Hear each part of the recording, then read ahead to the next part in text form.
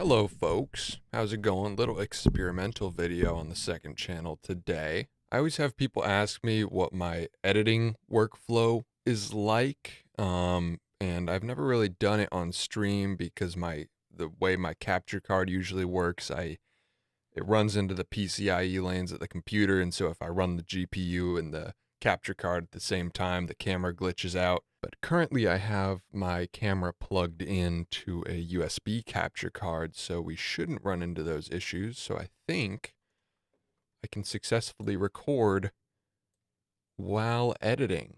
All right, note from 9 p.m. Bev here. This is 7 hours later. Video's done aside from I need to put in the actual film photos at the end and record that final piece to camera. So all went well. I need to mention because I'm editing this uh, editing video right now, and I noticed the audio's screwed up. So apologies for that. That's not in your head. That's that's because I plugged in the USB capture card and forgot to mute the audio coming in from that. So it's doubling up the audio from this mic and from the camera. I did my best to compressor out that, so most of the time you won't hear it. I'll fix that for future similar videos. Also, this like 40-minute video or whatever is just gonna cover like rough cutting. I'm not gonna edit the whole thing today, but I have like live me recording voiceover and basically the whole process. So you'll see the rough cut today, and then tomorrow you'll see the actual video on the main channel, and then day after that probably you'll see on this channel, the second channel, you'll see the voiceover recording part of the behind the scenes. Anyway, I'm yapping. Back to it. So here's my normal editing workflow in DaVinci, right? Oh, I should also mention, because I guess some of these second channel videos have been getting picked up in the algorithm a little bit. If you're watching this channel, this is my second channel. My main channel is Evan Monsma, linked in the bio of this channel, the description, whatever. So anyway, this is my next main channel video, restoring this old film camera and making a custom grip for it. What my timelines typically look like to start is like this. This is all my footage just plopped in, no editing yet. So my workflow is shooting on the FX30, running HDMI into the computer, and so I run the camera and audio through the audio interface, and they all record into this one clip with 3 different audio channels. So my 3 audio channels are from the audio interface, second one is from the camera's shotgun mic, and the third one is desktop audio for if I'm locally recording a stream. I can mute the desktop audio after. Haven't really utilized that much, but in theory, if I wanted to do cuts of my stream, I could cut out the desktop audio for copyright, or if audio is ever too loud or whatever. In this case, it looks like for this shoot, I ran all my audio off of the camera's shotgun mic. There's no audio from the audio interface. If I were doing like a piece to camera in the middle of the video where I'm talking into camera into a mic, that audio would show up on this channel. But in this case, it's a pretty simple shoot. Everything is on the shotgun mics, so I just click this thing to unlink my audios, and then I delete all the tracks that have nothing on them, bring it all up, and so now this is just my master from front to back, everything that I filmed for this video. I just got a warning on OBS, encoder limit reached. If there's a little stutteriness to this video, that's from my computer, not from your player. So all of those clips with the 3 audio tracks, that's locally recorded here in my studio. And then there will be occasional clips that are just run on a camera independently. And that's usually when I have to go outside and do things not in the studio, so I can't be hooked up to the computer. These clips will usually be shorter. I'm just grabbing what I need. When I'm filming in the studio, I'm recording at a lower codec, so these clips are a lot smaller. So I will just roll for a long time. So you'll notice this entire video, there's 3 clips totaling an hour and a half from in the studio, and there's 5 clips from outside as I'm welding up this little bracket for the camera grip. Then we come back inside and there's 3 clips of working down the wood grip. Then I have 1 clip of belt sanding the wooden grip, and then 3 clips of finishing up. And I've had entire videos before. Like there was a video the other week where the entire thing was maybe 2 or 3 clips because it was all recorded in the studio. So I find that easier for making my editing workflow faster. If I just make less cuts in general. A lot of people will say only film what you're going to use, and I believe that if you're filming straight to SD card, you're doing high codecs in 4K, and your files are giant. But in my case, I kind of like to have everything because say when I'm drilling a whole series of screws or whatever, or in this case, I'm making this hole for the shutter release in the grip. I probably drilled 3 or 4 times sequentially, working up the size of drill bits. And so because I'm rolling the whole time, and with the way I voice over and cut stuff, I'm probably only going to use 1 clip of drilling a hole here, and I have 4. So I can go through with my super long clip and find the one where, you know, maybe my hands are in a weird position for one of the clips or something, and it's blocked, or the autofocus pulls off to the wrong point, or whatever. So I find just rolling long lets me pick what I'm doing better. If I were working with another video editor who, like, if somebody else was editing my videos, I would shoot more sparsely so that they know exactly where stuff is. But for me, I've got this hour-long clip and I know exactly what I'm using because, you know, in each moment I'm like, I know what I'm doing after this. I know what the next shot is. So it works better for me, and these files are not that big. So this entire folder is 47 gigabytes. Let's look at the files individually. So these long clips, maybe a couple gigs, but like this first clip that's 12 minutes in the studio is about the same size as this clip from outside that's only 4 minutes. And you know, people might argue about quality loss or whatever, but I have 4K running in to the computer from the camera, and then I record at 2K at 1440p because that's what I post all my videos in.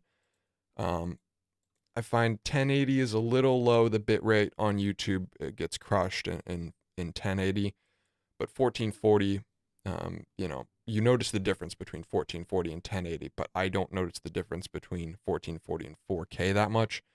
So it's just not worth storing the extra files for me.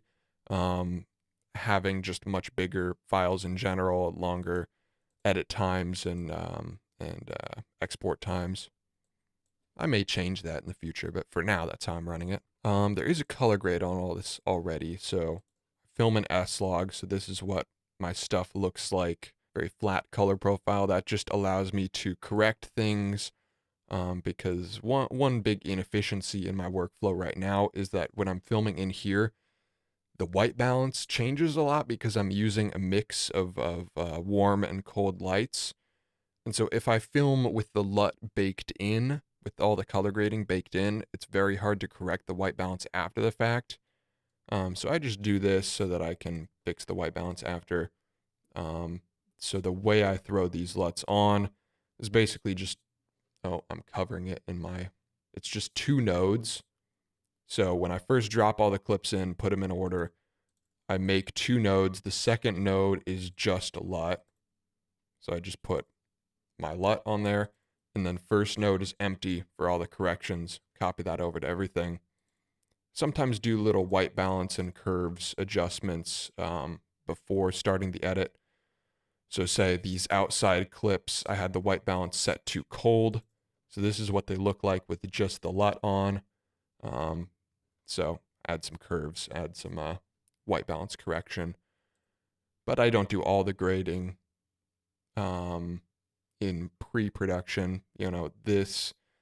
These clips at my vise are usually a bit colder because there's just several colder light bulbs over there compared to the center of the desk. So yeah, I fix all that in the edit afterwards. I've also got a top-down camera on this shoot, which I haven't been using as much lately. The top-down camera is the Canon M50, which obviously does not shoot in S-Log, so it's harder to get it to match. What I've done on that is I've put a custom color profile on the M50. It's called Cine Style, and that just drops the colors to very flat colors. And I've found that approximates S-Log pretty well. And I think I also, on my OBS, oh no, I was going to say maybe I put some extra corrections on it to have it get closer to S-Log, but it looks like I don't. So it's just straight out of camera, a custom CineStyle adjustment that brings that close to S-Log. So obviously when you're looking at these clips, the colors in my hands and stuff is a little weirder than this segment's very dark. I must have changed the lens. But yeah, it's like weirder colors. It's a little more saturated than when I switch to the side angle. So after I make my cuts, I'll correct the top camera a little bit to get it to match the side, the FX30. And then the outside camera is the A6600. I just switched that so that I don't have to unplug my FX30, and it's running on a dummy battery and plugged into HDMI here, and I have to change all the settings. So the A6600 usually ends up living on a little tripod, and I just bring that outside. So I don't have to unplug and replug and change settings every time I go outside and inside. Another important thing to do here in the pre-production stage for DaVinci, go to clip attributes for all these clips and set data levels to full. I don't know what it is exactly. I've seen it on some cameras and not other cameras. I don't know if it's like 8-bit, 10-bit color or whatever. But it will read the blacks and whites of the raw footage differently. And so sometimes you'll edit and you'll color grade and it'll look all great, and then you export and it looks like a different contrast level. And that's just because the 100% blacks and 100% whites of the image are compressed a little more or stretched out a little more depending on how that's being read. I never had that issue in Premiere. I don't know what the purpose of that setting is or if there's a way to default it, but for now I've been just manually setting the clip attributes to read full color levels. And that's another advantage of running things off a capture card in the studio is I can set my own encoding levels, so it's not as like giant of color settings or whatever. So with these OBS in studio clips, I don't have to do that. It's only for the A6600, outside clips when I'm actually recording on the camera. This shot looks crazy because I had the LUT on in camera already to preview. I usually do that. I turn the LUT on to preview like what my lighting looks like and stuff, so I can move around the lights, and then I will turn it off. So I probably turned it off a couple seconds into this clip. There, now we're in S-Log. So that the reason those first frames look crazy is because it's just doubled up on the LUT. So with all my clips inserted, ordered, and roughly color graded, just having the LUT on, my next step is front to back trimming. I used to edit as I went, but as I started imposing more timelines on myself of doing the weekly videos and now doing the more than weekly videos, I've found that introduces a lot of problems. So usually what I would have done is like, say at this stage, after I've fixed the camera and I make this metal plate to start the handle, I probably would have edited this whole thing, started to do voiceover. But what I found is a lot of times I don't really know what the storyline or the main subject for the video is going to be until I've finished it, or what the most interesting through line for this project is going to be. Because in the moment, I'm just kind of in the zone. I'm making edits in my head and kind of figuring out what the story might be, but I don't really know for sure what the best telling of the story is going to be until I've finished it. And also, it's just easier to match up your voiceover and have everything sound consistent and nice because your voice changes throughout the day, depending on like humidity and how long you've been awake and how well hydrated you are and everything. And so it just does feel more consistent if I can voice over the whole thing in one stretch. And then also, I'm not breaking up my flow state in making the project, and then I'm not breaking up my flow state in editing or voiceovering the project. So now I film fully before I start the edit. Now for the editing process, I also used to chop and voice over as I went. I've also found that's more of an inefficiency for me personally. You know, it just ends up being a lot more daunting too. Say for this video, I have 4.5 hours of raw footage. And for me, the way that I shoot, I know that's going to roughly cut down to, I don't know, 6 or 7 minutes, could be 8, 9 minutes, depending on the density of how much stuff I'm doing in these clips. I would guess this full video is going to be 8 minutes because the density of the outside clips is a lot higher. I'm going to use more of that per hour of raw footage. And so when I voice over as I cut, say I make it through the first hour of raw footage and I voice overed all that, maybe that ends up being the first minute or two of the video. I usually cut the first section of the video a lot quicker than the rest of it.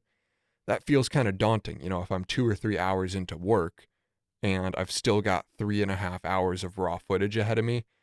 That's not as nice of a feeling. So I like to just stick with my flow state, knock out all of this. And so I'm going to try to cut down this 4.5 hours down to 8 minutes or so. And as I'm doing that, I'm piecing together the voiceover in my head, roughly cutting, say, if there's a section, say there's multiple sections where I'm drilling holes. There's one that I know, all right, I'm just going to cruise past this. I'm getting my way to the next major point or the next major conflict in the story. I will make those cuts ahead of time, even though I'm not doing voiceover yet. I know that I'm cutting this section faster. But then if I get the sense that, like, okay, this is where I'm talking through this conflict or this methodology or this thought process, then I'll start cutting that section of raw footage slower. So say instead of, if I drill a series of 4 holes, instead of just using one and cruising past it, maybe I'll draw it out and use all 4 of those drills because I know I need space to talk about something before I reach the next point in the project. So it's kind of pacing out these two things happening at the same time of what story I'm going to be telling in the voiceover and what's happening in the video. Because with my style of videos, I do end up talking about other stuff a lot of the time. It's not just me straightforward saying what I'm doing in the video the whole time. Anyway, enough yapping, time to cut stuff. So I've got this clip up until my LUT goes off. I usually start videos with a nice setting the thing down on the table shot. And for the very first shot of the video, I usually like to have it a little wider. If I know the whole video is going to be very tight close-ups, me working on something small, I like to start off the video with a little bit of establishing shots, or mainly one establishing shot. Here it is. Boom. Except I didn't put it in the center of the frame, so I'm probably going to try it again. Oh, this is another hidden feature, by the way, of this desk being very unevenly painted. I've talked about it before, how I like it being unevenly painted, like it gets sanded down after each project, and I think it's cool that you can look at a certain color and be like, oh, this white came from when I drew that diagram with spray paint in the floppy disk camera video or whatever. And so like where each of these things came from if you've been watching for a while. But the other thing is, for shots like this, where I need to set the camera down in the center of the frame, I will size it up and be like, okay, it needs to end on this little point. And so it's kind of like having a grid. So this is first shot of the video there. Did I get it in center that time? Or is this one better? That one's better, isn't it? No, except I didn't leave it for long enough. Could freeze frame, but then the trees would stop moving. So that'll have to be it. Now, one YouTube tip, I don't do retention, like hardcore retention editing as much. I'm more for quality of audience than quantity and cheap tricks. But there is one good thing when you're a smaller channel, and like in the grand scheme of things, I am still a smaller channel. 30K subs is not, I'm not one of the giants in my space or anything. When somebody clicks on a video from a creator they haven't seen before, they will judge hard off of the first few shots and the audio quality and everything. They're looking for a reason to click off immediately. And so you really have to prove yourself right at the start of a video so that when people click through onto your video, they, you know, if it's got a lower view count in the hundreds or in the low thousands or whatever, when they click on it, they're like, okay, is this junk? Is this a low view count because I'm early to something cool? Or is this a low view count because it's bad? So your lighting and your audio on the first shot, like literally first 5 seconds, is kind of a big deal. So I'll probably have the music come in for a second and then I set it down. So I'm going to pull this back a little bit. By the way, Keybind talks.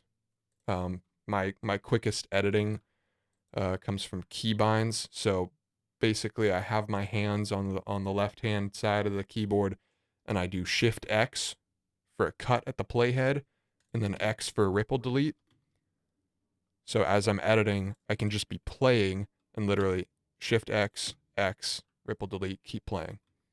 And then when I'm moving everything behind the playhead, you can do Alt Y, and it'll select everything, all the clips behind the playhead. So like just now when I moved everything up, I did Alt Y and then can drag everything up. So that way you're not zooming out, selecting everything, zooming back in, finding your spot, yada yada. So probably a music beat here, and then boom, set it down, and then cut like right there. I was talking about lighting in the first shot, so I really want to make sure that the color grade is decent for this. So second one is the LUT. All my other adjustments are before the LUT. I'm noticing this shot's pretty bright and boring looking in general. Too much lights. So up the contrast. Could be a little warmer because that's a motif on my channel, is just the colors in general, and like it's nice to have it feel like one of my videos right off the bat. Tough thing with contrast on darker subjects like cameras and stuff is that it screws up my skin tones a lot of the time. Like if I'm working on a very dark object, and then I contrast it so that it looks nice, then my hands will be blown out. So I got to be careful with that too. But this is decent. Colors could be a little better. It's a little wonky. I'm okay with having the camera a bit darker. Because really what I'm trying to do with this color grade is bring the focal point to this camera. We have an establishing shot that tells you like, here's where we are. We're in my studio. But also drawing attention into this thing. And I definitely could have done the lighting better on this shot, is what I'm seeing. Another thing with color grading is when you end up pulling up on your curves and making things brighter, it also kind of increases the saturation. So I generally turn down the saturation a touch on shots where I'm brightening them up significantly. And then I think I shot this a little too wide, so I'm going to bring it in a little bit. Just crop so that the camera is a little more in the center of the action. And that's another reason I like 2K 1440p as my recording format. Is not giant files, but I can still afford to crop a touch before I'm below 1080p. So my general policy is I'm fine with a digital crop in post as long as it doesn't drop below 1080 or doesn't drop significantly below. So that's a much more appealing framing and color. And for general pacing right off the bat as well, I like to drop my music in early. I find when I edit to my music that I'm going to be using for the video, I end up chopping at a better pace. I've found when I edit without music, it can end up being too fast of an edit compared to kind of the pace of the music and what the voiceover is going to be. And all my music that I've made is kind of adjusted to be like kind of with the pace of my typical voiceover. So it does help to put some audio in there. I've got like 18 tracks now, and I try not to repeat them super often. I'm getting to a point where I've almost gone through all of them, so I can start going back and reusing some of them at this point. But what I try to do usually, oh, I was lagging there. What I try to do usually is kind of run through each one at least once before I bring them all back in, because otherwise I'd end up using my 2 or 3 favorites all the time. So I'm going back to my last project, the Planer, and it looks like I was down to 3 songs, and I used Remote. So I've got the ones titled Goop and Return are the ones that I haven't used in the longest. And I will, I won't necessarily limit myself to these 2 if they don't feel like they fit with the vibe of this video. So this is Goop, titled Goop because I made it. I title my music for the videos that I made them for so I can remember which one is which. So Goop was created for the injection molder video. So this was like when I was trying out different plastics with the injection molder, yada yada. So it's kind of this like building thing, like, okay, we're on a quest. We're about to set out on something. And then this other line comes in and it's like, all right, we're cruising now. And then there's kind of a slowdown. That could be a conflict or that could be an aside. And then there's kind of this nice, everything comes in and it's like, things are going good. So the storyline of a video with this track would be like introduction, conflict, or not even conflict. This is like a soft conflict, continuation, and then kind of like celebration. My other option is return. So return was from that 4:3 aspect ratio video I did when I was up in my hometown in my parents' basement. And so I made 2 tracks for that called Away and Return, I think. So this was the end of that video where I was talking about like, oh yeah, I need to be making stuff regardless of my circumstances, yada yada. So this is a very calm and retrospective track. I don't think this fits as well with this video. This would be if I were doing like more of a philosophical outtake from a project's result. And that's not the case for this video. This isn't like a super deep video. This is more straightforward. So I think Goop does work well here as a track. Can always change it later. At the very least, editing to some track helps with the pacing because all of mine are at roughly the same BPMs. Yeah, that's kind of in time. That works. Oh, you couldn't even hear it. Dang it. I just realized my audio isn't set up correctly, so it actually doesn't show you what I'm playing through DaVinci, so I'll have to add those songs in post, and you won't be able to hear what I'm doing here. But the audio of the edit itself isn't as important here. I'm not sure why it's not grabbing desktop audio from this program specifically. So anyway, with my audio in, now I've got that key opening shot. I'm going to copy my color grade from that over to this just as a starting point, even though it's going to be pretty dark for some of this stuff. And then this is where I'm just going to be like, this is a Bolsey Model C22. This is an old camera, yada yada. So a little introductory exposure shot, nice close up of it. I open the top there. That's a key feature of where I'm starting on this repair. So I cut to the top camera so you can see that. I'm going to try to do a match cut. So where I start to open it here. Yeah. I put my music on track 4 and lock it so that as I'm, selecting all my clips to move them around, I don't grab the music and chop that up unintentionally. So that seems like a good match cut. Boom. Looks seamless. And I think there's a close-up of this. Oh, no, I'm showing that the viewfinder's broken. What's my best clip of that? There it is, the mirror falling out. I tried to shake it here to get the audio, but I don't think that's going to be necessary. Just say the viewfinder's broken, and then it falls out. You get it.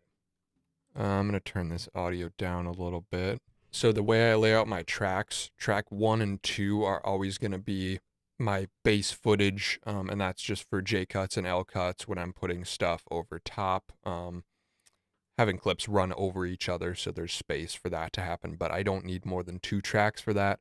Track 3 is just voiceover, and track 4, 5, and sometimes 6 will be music.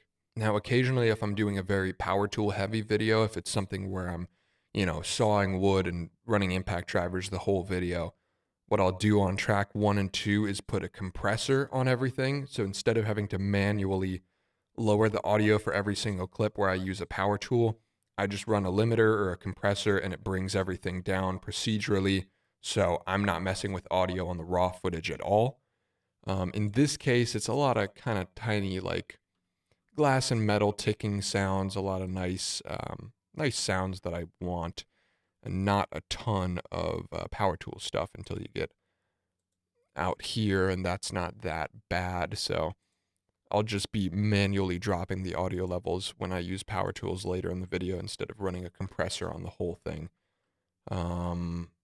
Also worth noting, I forgot to run audio on these last clips, which is unfortunate.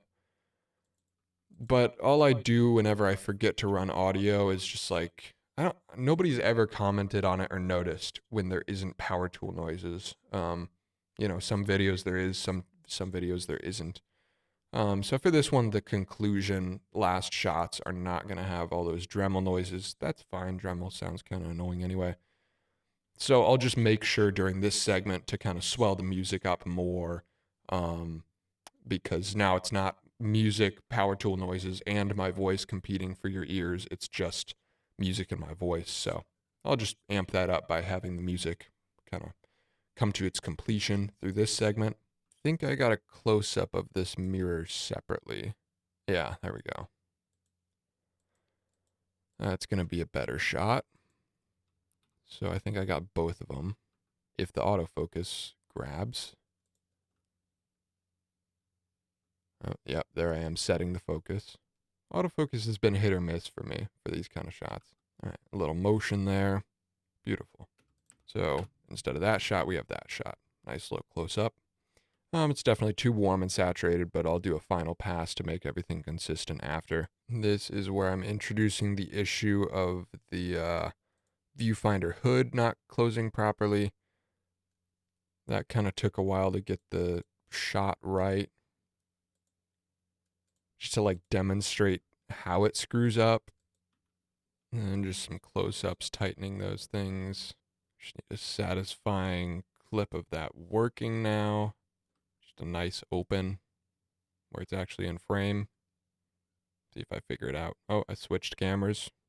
I think I did some shots here where I was going to explain the whole mechanism of how this works with these little notches and how that stuff comes together. But now that I'm seeing it in the edit and that's in the first 30 seconds, I don't know if I'm going to like do a whole technical dive 30 seconds into this video. And that's pretty self-explanatory, honestly. So I think I can just run through that bit and not do that whole segment. I really like this shot of me picking it up after. I don't know if I need that for anything, but it's just such a good, the lighting is so nice. I'm going to find something to say there just so I can keep that in between shot in there. So I guess I start talking about the shutter release next. Oh, this is where I'm demoing like the camera. This is where so I kind of start the video saying, hey, this is an old camera. I do like a fix right off the bat in the first 30 seconds. That takes 10 seconds to do. And then I kind of give the demo of what makes this camera unique. That gets you kind of invested after that first simple fix. And then we dive into the longer, like main part of the project. So it's nice. I fire the shutter right there. And then we're going to cut right into me demoing the shutter. So that actually works pretty well. It's kind of funny with the camera that's filming this. Sometimes this camera is releasing at 1/200th of a second. So some of the shots where I'm pulling the trigger, there's actually not a frame where it's open. So like this one, you don't see it. That one, you do see it. It's kind of interesting. Then I demo the focus ring. And there's bad audio in that clip because I'm talking to Michael, came in my room. But this is not a clip that has any audio that needs to be there, so I can just mute that one. And then I cut to the side shot so you can see the lens, the twin lenses moving up and down as I'm pulling the shutter, or pulling the focus. Very nice. Focus is a little soft on that one, but you know. I think then I demo the 3 viewfinders. I think I'm just demoing everything on the camera. And there's probably a good dead section here as I'm talking with Michael. I'm going to copy over that color grade to this next one.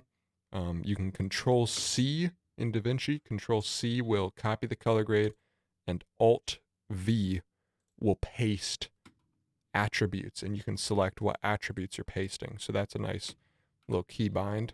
And again, this is overexposed and oversaturated, but that'll be fixed. Once I know, my final clips, I'll go back through and make everything consistent. Okay, so here I talk about the film winding. Feel like, if I remember right, I did 2 of this shot. Yeah. I did a wider one where you can see both. So we're cutting from the focus explanation to winding. All right, there's a bit of camera shake in that twist, so we will just use that one.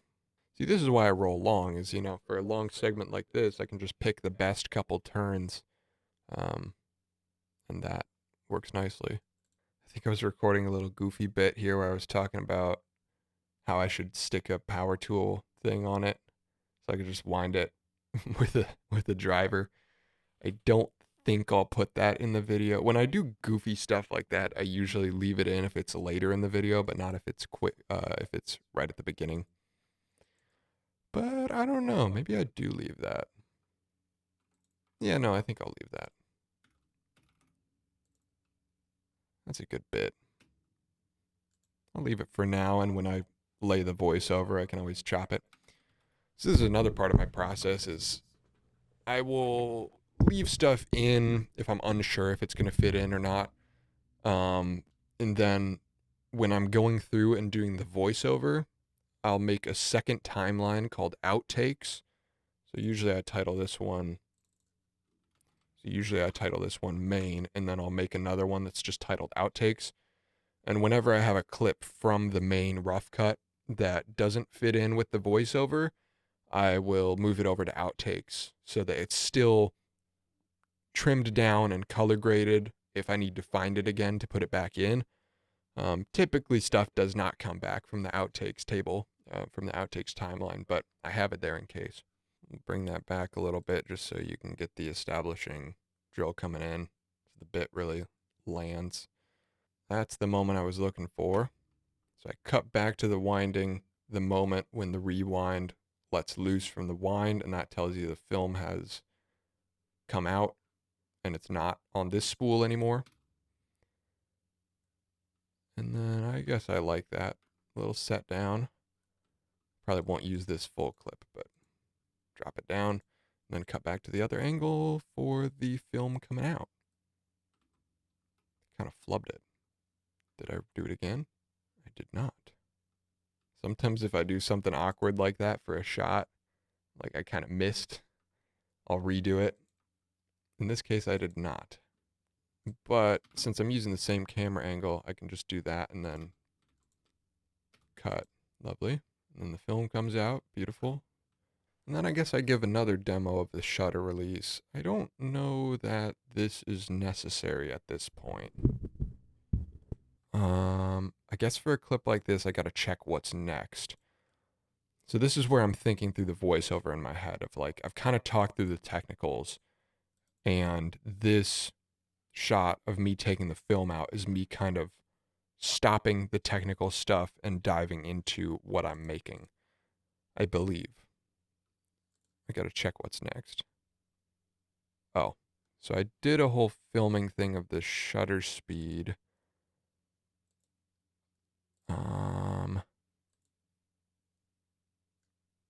I think this is better footage, so I think I'm gonna take this footage and splice it back over here, where I was demoing that before. Oh, and I did a demonstration of the aperture here. So yeah, some of this footage will go back a little bit, but it will not be placed here. Then I take off this thing so that I can glue back in the viewfinder. So this is where the repair actually starts. We'll cut from screwdriver shot to taking out the screw and the thing falling out. I think a good practice in editing is not taking all of your footage and seeing what you can cut out, but more looking at it as looking at all your footage and seeing what do I need to cut in. So like for this shot, I'm not going to run the screwdriver and then have all that empty space in between until this thing comes off. I'm just going to put in, okay, here's a section in to let you know I'm using a screwdriver to take this thing off, and then here's it coming off, you know? Oh, wow, I've been recording for an hour. That's crazy. But anyway, this section, I mean, I'm going to take a couple clips out of there so I won't delete it permanently, but I'm already down 30 minutes, and usually I edit the first bit a lot more particularly than I do the rest of the video. Once I'm past a minute in, I can cut a lot faster. So that's, first minute and a half of the video is down pretty much.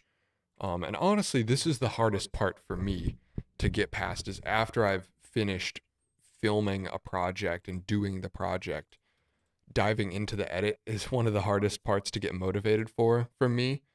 And that's part of the reason why I do everything this way is cutting to the music and cutting to the color graded footage is like now, like it's been an hour, but I yapped for the first 30 minutes of that. So realistically, like if I weren't filming right now, this would be 20, 30 minutes of work. After 20, 30 minutes of work, I've got the first minute and a half of video that I can watch, rough cut, rough graded with music under it. And so now it's like, okay, I went from having a pile of footage to like, I can watch this, play voiceover in my head, and like, there's a video here. Like, I can watch the first minute and a half of the video now in 20 minutes of work. And so now I'm in the flow state. Now I'm here, Now the rest of the edit's easy. So it's really just a lot of my process is cutting out spots that make me want to stop working. So like if there was no music under this and it wasn't color graded, I would feel a lot farther from the end product right now. But because it's all roughed in, I can watch the first minute and a half of the video and I'm like, all right, this will be on YouTube in a day, So now I'm good. Like the rest of my day, like I'm in this flow state. So I'm going to turn down that drill noise a touch because that's the only out of ordinary thing in this segment. So there we go. That's a minute and a half in. My camera's still kind of stuttery. I don't know if this setup actually works that well, but so I've got a good chunk. I feel okay taking a break right now. I'm going to grab some food because I'm realizing how hungry I am right now. But I can come back, sit down, and watch the first minute and a half of the video effectively, and then I'm just going to cut through the rest of it. Might not record that, but I will update. I will roll again once that's done, I think. You get the general methodology of how I'm cutting through this stuff.